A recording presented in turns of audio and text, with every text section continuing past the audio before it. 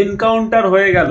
হ্যাঁ, একদমই ঠিক শুনেছেন। বারুইপুর যে ঘটনায় নাবালিকাকে ধর্ষণ কাণ্ডে যে অভিযুক্ত ছিল প্রভাস, সে এনকাউন্টার হয়ে গেল।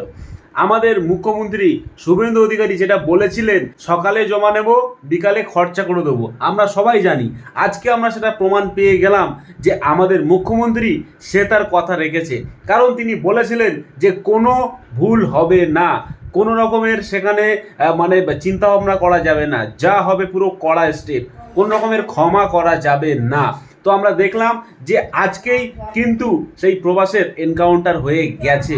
তো যারা বলছিল যে তৃণমূলের সময় এই হয়েছে, সিপিএমের সময় ওই হয়েছে, বিজেপির সময়ও কিচ্ছু হবে না, তাদেরকে আমি চোখে আঙুল দিয়ে বলতে চাই, না বস, এটা সেই সময় না, এটা হলো বিজেপির শাসন। আর বিজেপির শাসনকালে যে ভুল করবে তার ভুলের শাস্তি পেতেই হবে। যেটা আমরা দেখলাম, সকালে জমা নিয়েছে, বিকালে তাকে খরচা করে দিয়েছে, মানে বিকালে পুরো ভ্যানিশ হয়ে গেছে। ঠিক আছে, আমরা দেখলাম যে এনকাউন্টার হয়ে গেছে প্রভাস।